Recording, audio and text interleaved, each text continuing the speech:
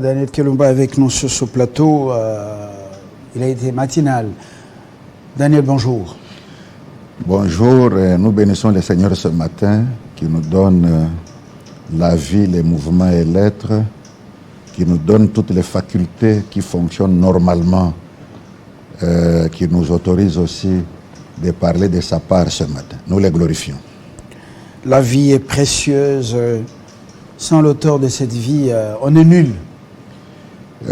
Cette vie, surtout en Christ, en dehors de Christ, c'est la souffrance, c'est le désastre. Alors, Denis Kelumba, nous parlons aujourd'hui de la RDC face au monde. Oui. Leadership et rapport de force. Le sujet paraît philosophique. Mais on va vous écouter un peu. Les temps ne sont plus les mêmes. Et la Bible a annoncé les caractéristiques de l'homme du temps de la fin. Égoïste, fanfaron, mis de l'argent, rebelle, déloyal, ingrat, aimant l'argent plus que Dieu. Hein? Plus que Dieu. Il est décrit de manière exceptionnelle. On sent que l'homme, par définition, il est toujours méchant, plus que les animaux féroces eux-mêmes. Alors, vous allez nous éclairer dans quelques minutes, mais chez nous, on dit l'heure, c'est l'heure. Nous prenons Christian Kaloubi pour sa dernière livraison. L'actualité chez nous s'impose. À cause d'elle, on abandonne d'autres choses. Priorité. Christian, rebonjour. Rebonjour Fabien, bienvenue à tous, place à l'actualité.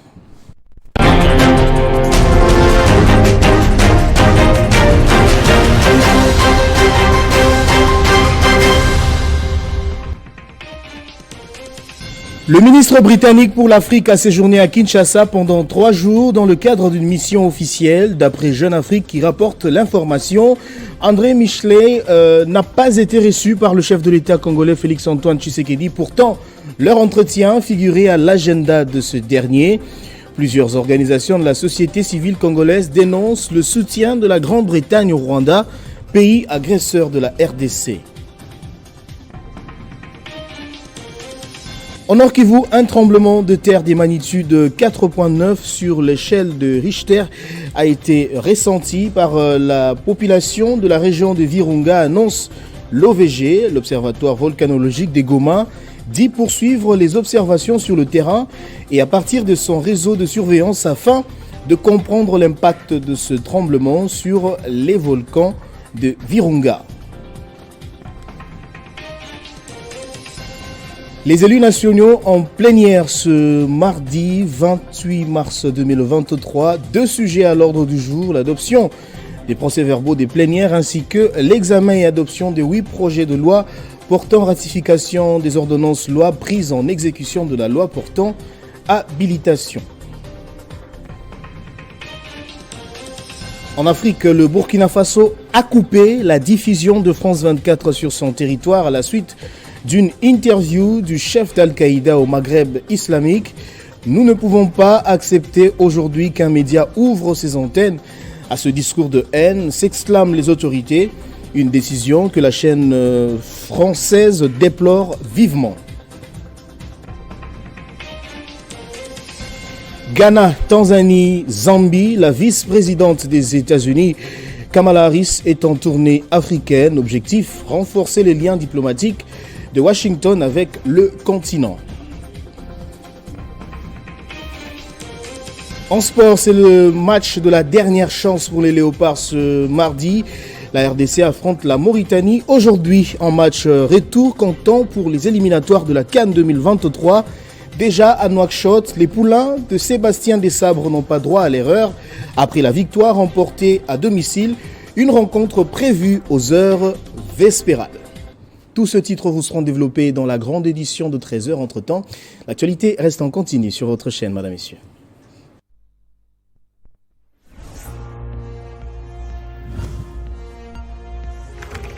L'actualité reste en continu.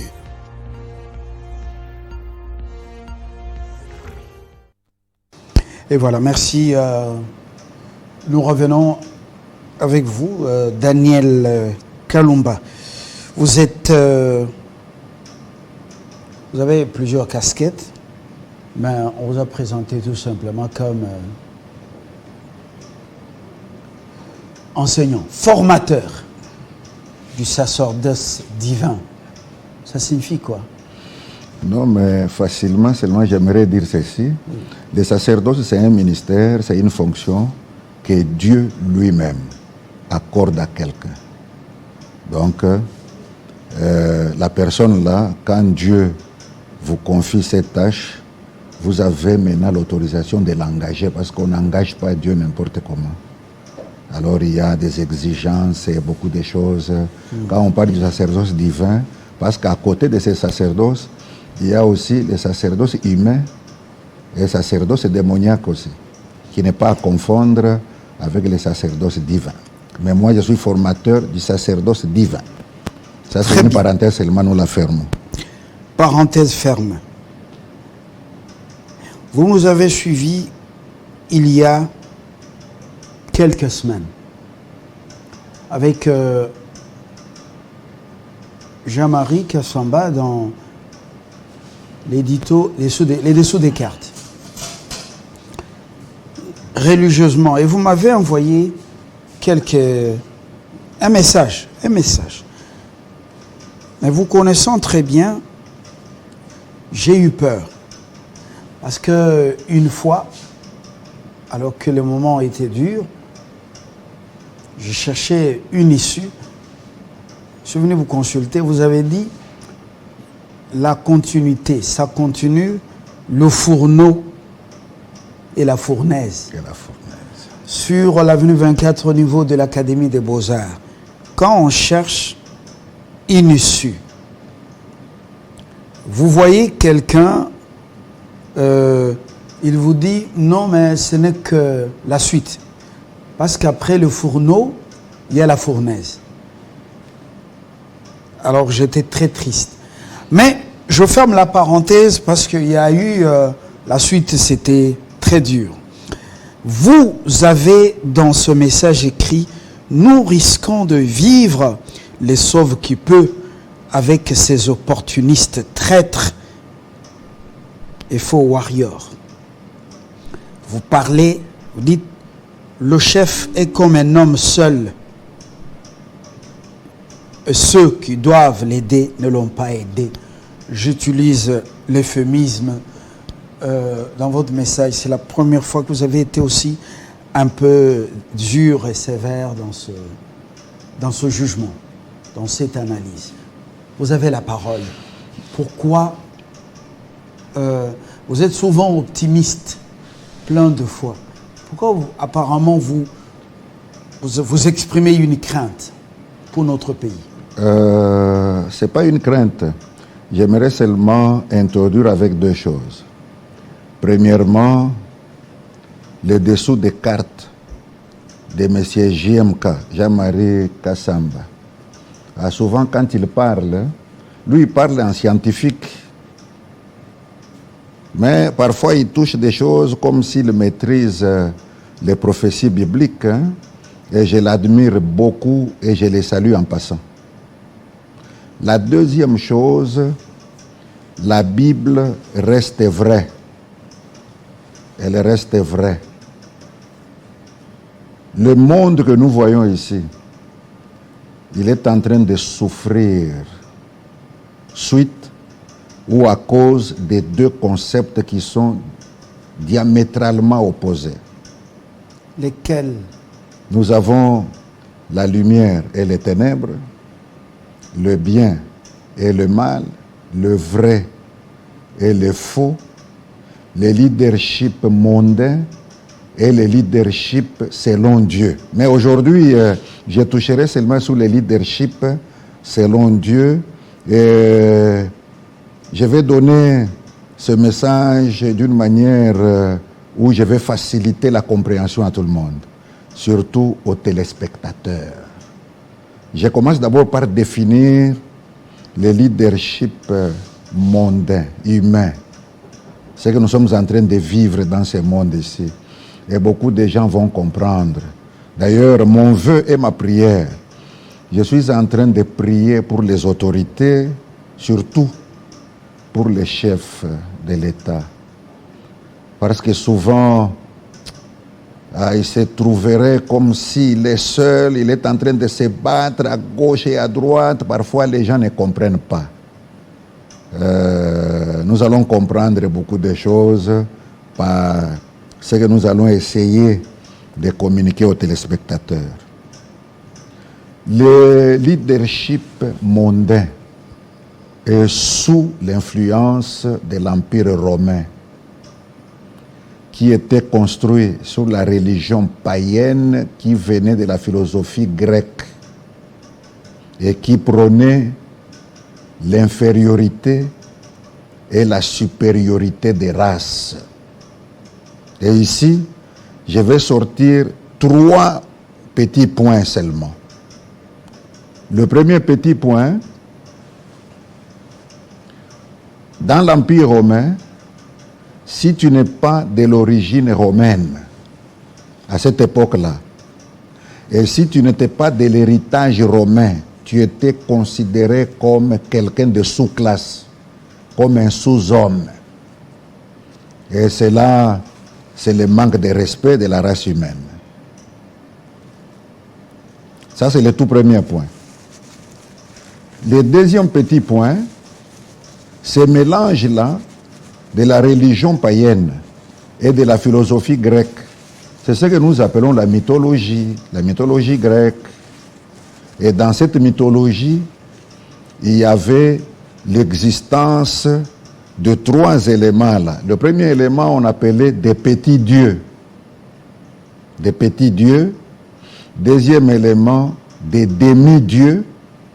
Et troisième élément, dans la mythologie grecque, il y avait des hommes, donc des gens à moitié hommes et à moitié taureau ou à moitié animal. Quand tu prends quelqu'un qui est à moitié homme et à moitié animal, il devient un monstre. J'ai beaucoup aimé quand vous aviez introduit notre émission, vous aviez parlé de tout ce que la Bible parle, de comment est le cœur de l'homme. Le cœur de l'homme est tortueux par-dessus tout et il est méchant, plus que le cœur d'un serpent. L'homme est plus méchant. Maintenant, nous sommes dans un monde où nous avons des gens qui sont à moitié hommes et à moitié animal. Là, ce sont des monstres. Maintenant, si nous sommes dans un monde qui est dirigé par des monstres, il ne faut rien attendre dans ce monde-là. C'est pourquoi vous allez voir, dans le monde, il y a ce que nous avions parlé de rapport de force. Rapport de force. Donc dans le monde ici, il est strictement interdit d'être faible. Interdit d'être faible. Dans ce monde où il y a des monstres, où il y a des gens qui sont à moitié homme, à moitié animal, et que tu restes faible, tu vas continuer à subir, on va commencer à te malmener et tu commenceras seulement à manger les miettes qui tombent de la table des riches. Pourquoi? Parce que ils sont animés par la cupidité, par la haine, par la jalousie, par la violence, par la tyrannie, par des tueries à grande échelle.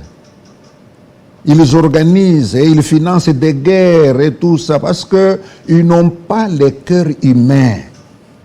Ils n'ont pas le cœur humain. Parce que dans le monde ici, il faut être puissant. Quand tu es faible, tu es appelé à disparaître. C'est ça le monde. On t'écrase ici. C'est ça le monde. On fabrique un virus et on annonce que l'Afrique, ce sera le carnage. Il y aura autant de millions de morts. Ce qui n'est pas arrivé Et après, c'est la guerre qu'on déclenche. Oui, oui, j'avais suivi cette déclaration d'un des grands de ce monde. Il avait parlé, et nous, en tant qu'hommes de Dieu, quand quelqu'un déclare de telles choses, nous les annulons aussi au nom de Jésus-Christ. Parce que ils se croient être des dieux, des demi-dieux, des petits dieux, des hommes, à moitié taureau, mais au-dessus d'eux, il y a quand même le Dieu qui a créé l'être humain à son image et selon sa ressemblance. Il y a certaines décisions, Dieu les annule. Et Dieu les annule par la bouche de ses serviteurs. C'est pourquoi, dans de temps comme celui-ci, je peux demander aux hommes de Dieu de se réveiller. Il ne faut pas se laisser faire. Il faut suivre certaines déclarations et les annuler. Cette déclaration, je l'avais annulée, j'avais dit, les seigneurs, d'ailleurs j'avais même envoyé ces messages-là à plusieurs personnes, même aux bien-aimés qui sont en Europe et tout ça, en disant, Dieu va les confondre. Nous Dieu fermons la parenthèse. La parenthèse, on revient. Ça, c'est extrêmement important. Il est strictement interdit d'être faible dans ce monde. Dans ce monde, oui. Parce que vous allez être condamné à manger les miettes. Vous allez être écrasé. Il faut plutôt être fort. Et ce n'est pas facile que les forts, et les grands, les puissants, vous laissent devenir forts et puissants. Très bien, parce que ça entre dans cette définition que je venais de donner là, qui vient de l'Empire romain, où il y avait l'infériorité, la supériorité des races, où on est en train de ne pas respecter la race humaine. Même si c'est la créature de Dieu, on ne respecte pas, suite à la cupidité, suite à beaucoup de raisons là. Maintenant, écoutez très bien, c'est pourquoi dans le monde ici, qu'on les veille ou pas, il y a toujours et il y aura toujours les rapports de force dans ce monde ici. Ici, je vais donner seulement 2 exemples dans la Bible parce qu'on n'a pas beaucoup de temps. Je développe ces choses pendant 1 heure pour que les gens comprennent beaucoup de points et tout ça. Mais comme c'est la télévision, nous respectons quand même le temps. Il y a les rapports de force. Ici, je vais donner 2 exemples. Comme je suis un homme de Dieu, les exemples que je vais donner, je vais les tirer de la Bible pour que les gens me comprennent. Le tout premier exemple, je prends notre père Abraham. Notre père Abraham, au début, là, quand vous suivez les récits que je vais donner ici, c'est comme s'il ne comprenait pas très bien le système mondial ici.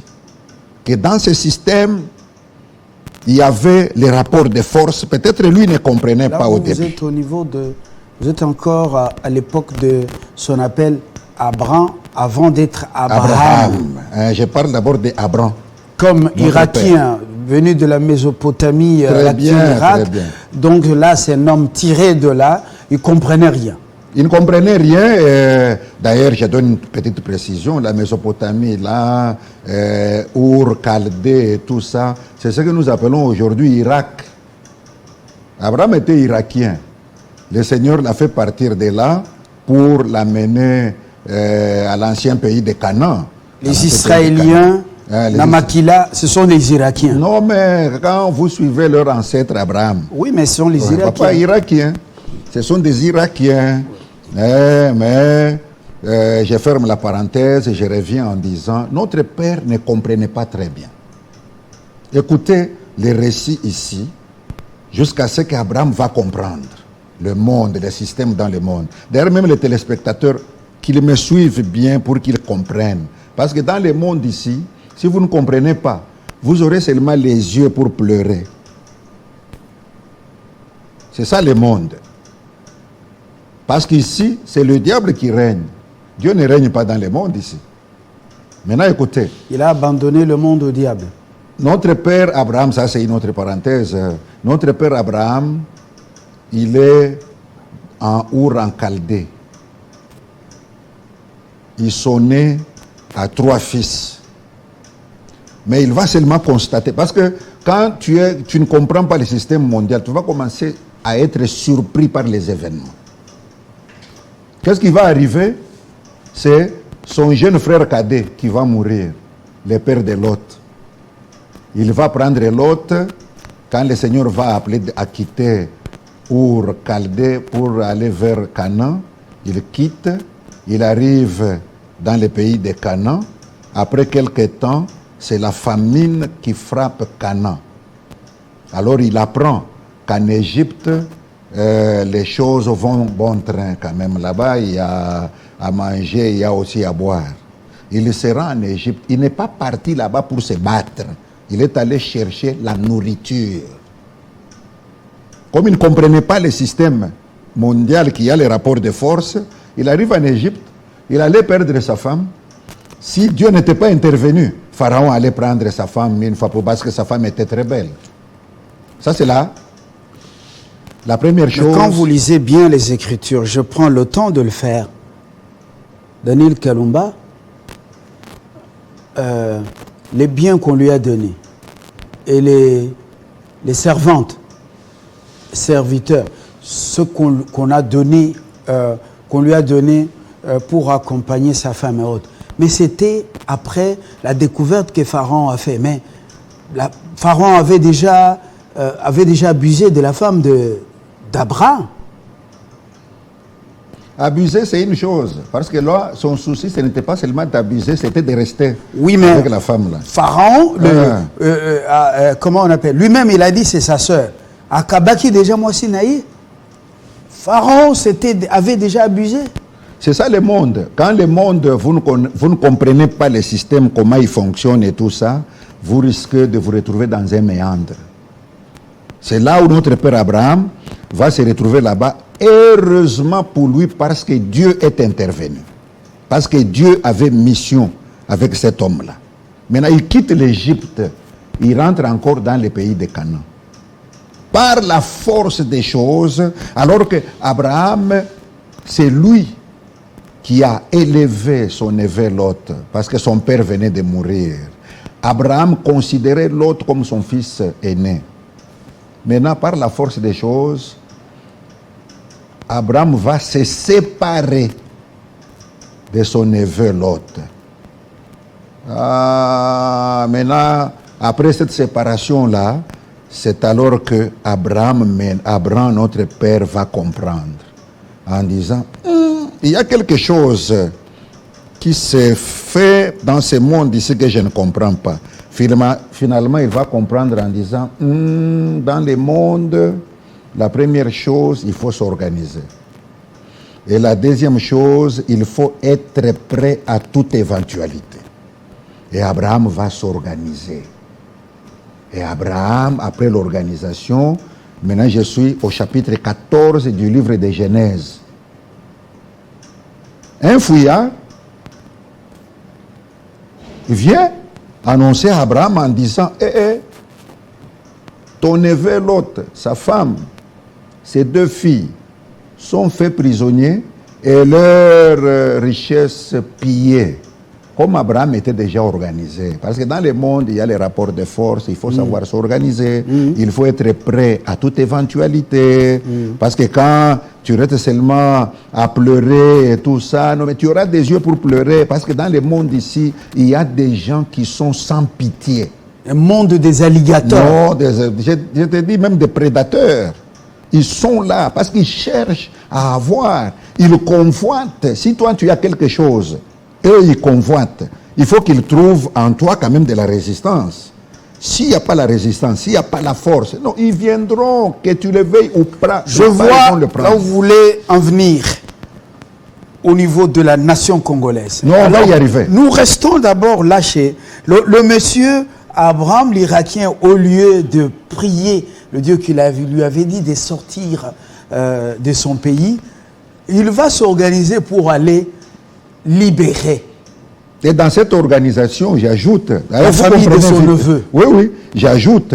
Et Abraham, la Bible dit ceci dans Genèse 14, versets 13 et 14. Quand le fouillard est venu donner cette information que ton neveu, sa femme, ses 2 filles sont faits prisonniers et leurs richesses pillées.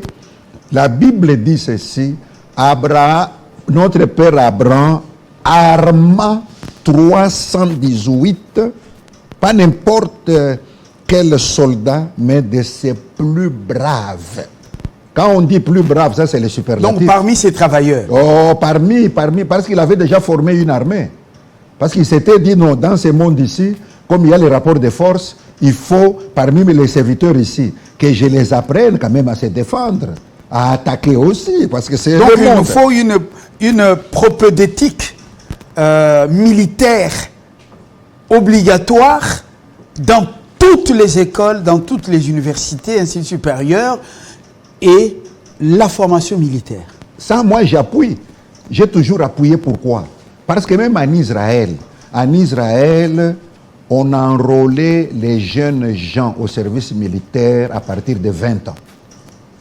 Donc, nos jeunes gens ici, même à l'époque de Mobutu, tous les élèves, dès que vous obtenez le diplôme d'État, avant de faire l'université, il fallait d'abord faire une année de service militaire.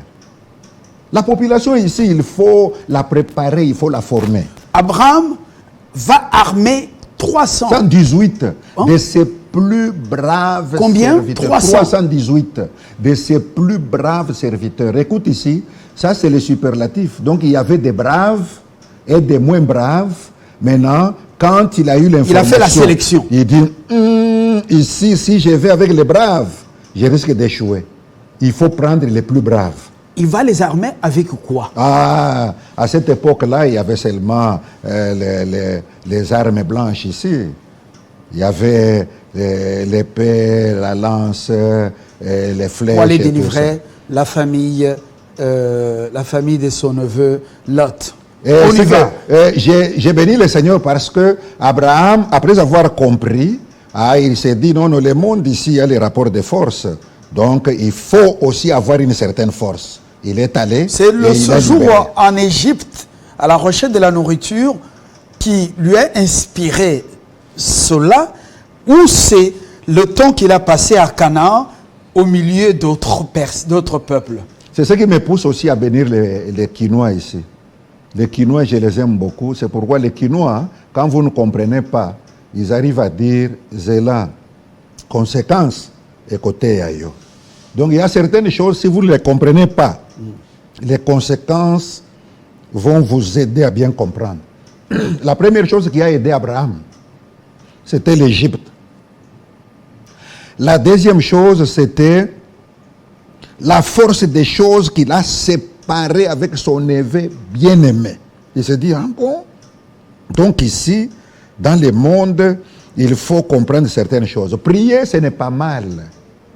Prier, ce n'est pas mal. Il s'est séparé de son neveu à l'issue d'une discussion quand même engendrée par la mésentente entre ses travailleurs et ceux de son neveu. Oui, parce qu'il y avait... Ça a mené des disputes entre eux deux. Oui, parce qu'il fallait être fort, papa.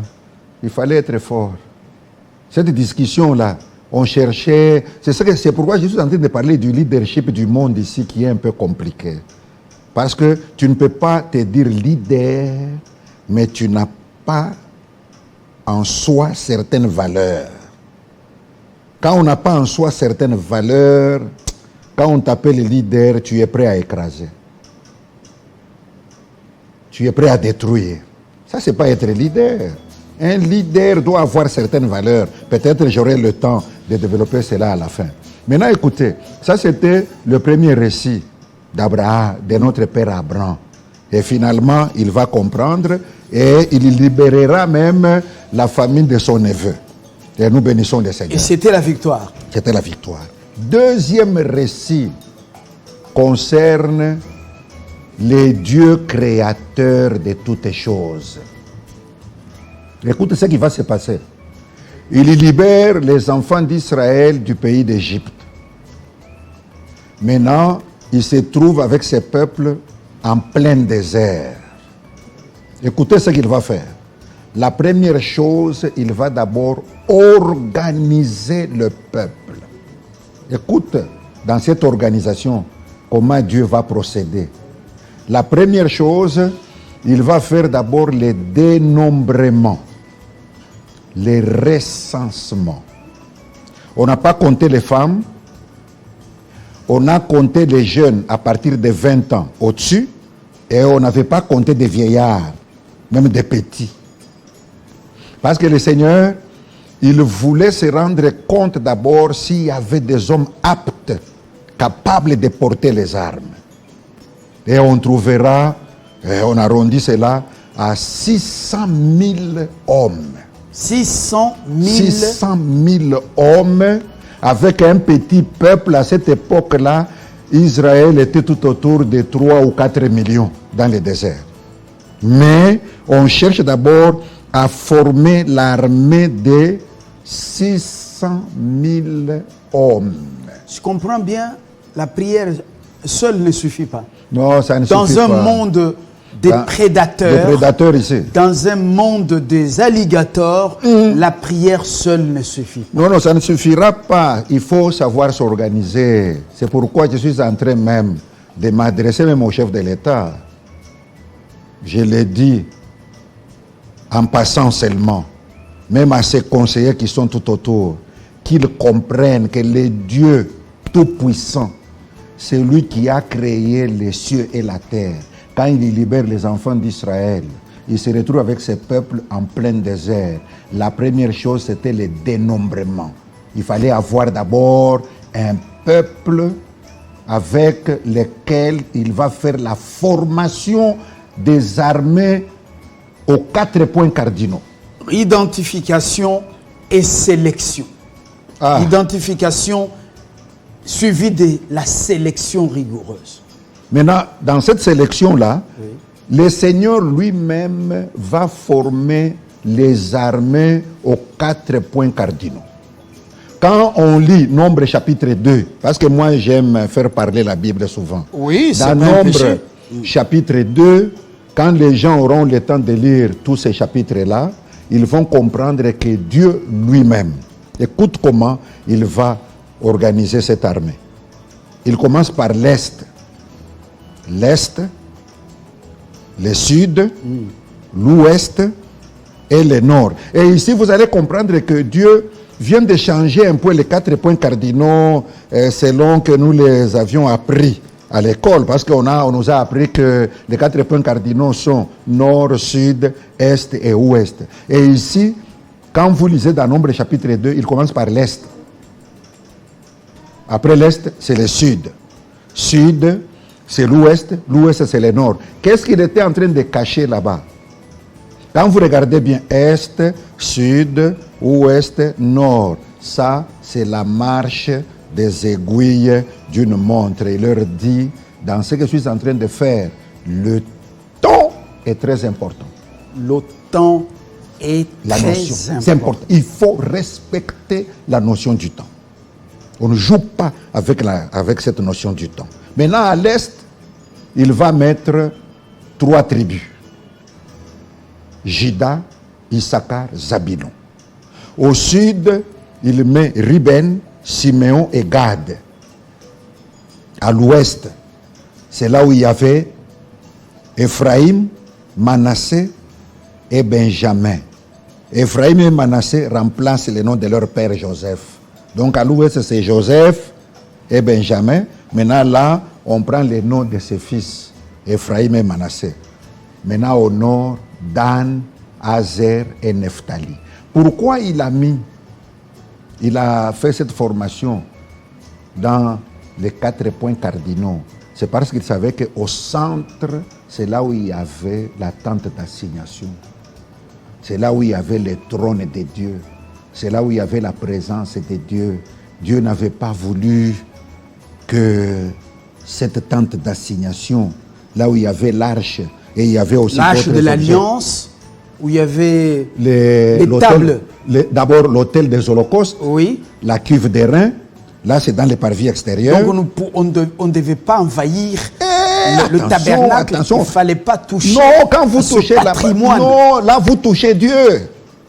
Là vous risquez de toucher Dieu. Et Dieu a refusé. C'est pourquoi son tabernacle était au centre. il met les divisions des armées DSP. à 4 points cardinaux, les DSP, les divisions spéciales présidentielles là, aux 4 points cardinaux. La garde républicaine. La garde républicaine aux 4 points les cardinaux. parachutistes. Non, je vous dis, pour qu'on ne touche les... pas. Pour qu'on ne touche pas. Il faut qu'on... Non, Dieu n'acceptait pas que les sacerdoces soient touchés. Parce que les sacerdoces représentaient les trônes de Dieu sur la terre. Et cela est illustré par la nature. La nature nous vous enseigne-t-elle pas? Regardez comment les fourmis là qui annoncent l'arrivée les fourmis rouges qui annoncent l'arrivée des fourmis ailées. Ouais. Pour nous les villageois, regardez comment la reine mère regardait. Même un serpent venimeux, quand il met la tête là-bas, c'est fini. C'est fini. C'est fini. Et j'ajouterais aussi, à côté des fourmis rouges, il y a aussi les abeilles. Ouais. Les abeilles n'acceptent jamais que leur reine soit vue d'abord. On ne voit pas la reine. On la protège. Même quand les abeilles font les sémages, les déplacements d'un endroit à un autre, oui. Vous constaterez toujours, quand ils sont en train de partir là, il y a une boule au milieu. Cette boule-là, c'est la reine qui est protégée par les gardes du corps. Comment les animaux, les insectes nous enseignent et nous n'apprenons pas? Non, nous devons 62 ans après. Nous devons apprendre parce que même les dieux de la Bible, ils parlent par des signes, par des images, par des symboles, c'est-à-dire des métaphores. Il peut vous parler en parabole. C'est en fin de compte où il peut utiliser le langage humain. Dans Job 33, 14, la Bible dit « Dieu parle cependant, tantôt d'une manière, tantôt d'une autre, mais c'est l'homme qui ne prend pas, qui ne fait pas attention. C'est à l'homme de comprendre. » Daniel Kalumba, je voudrais qu'on parle de ces choses sans pression, calmement. Et je suis obligé d'interrompre. Parce que le réalisateur, ce qui est aussi été, c'est aussi de la rébellion de ma part. Je donne seulement mon numéro de téléphone. Oui, vous allez donner. Nous allons gérer le temps pour avoir 1 heure full pour écouter ces choses. Ce ne sont pas des choses à donner dans la précipitation. Vous voyez la musique là, elle risque de nous faire oublier beaucoup de choses. C'est le message que Fabien clôture. Vous faites la conclusion maintenant avant de donner le mot, votre numéro. Ici, nous voulons seulement dire que nous devons faire la différence entre le leadership mondain qui est différent du leadership selon Dieu.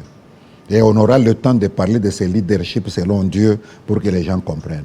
Notre numéro de contact, c'est plus 243 85 388 43 39. Plus 243 85 388 43 39. Le pasteur Kalumba vous bénit. Au nom de Jésus. Depuis beaucoup d'années, vous n'avez pas eu la bonne foi de me parler de ces choses? Non, on aura le temps. Je les découvre maintenant. Non, de développer, parce que les gens ne comprennent pas que dans le monde ici, quand on se laisse faible, on est appelé à disparaître. Il faut faire très attention dans ce monde. Il faut quand même comprendre qu'il y a les rapports de force. Il y a les rapports de force. Notre père Abraham avait compris, et Jésus dit dans Jean chapitre 8, si vous étiez les enfants d'Abraham, vous ferez les œuvres d'Abraham. Si notre père avait compris, que les chrétiens qui me suivent aujourd'hui comprennent aussi au nom de Jésus. Amen. Je suis sans mots.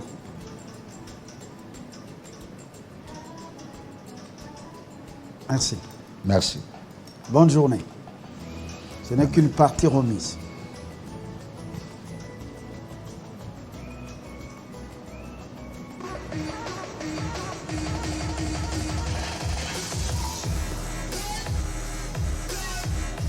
Ah, c'est terrible.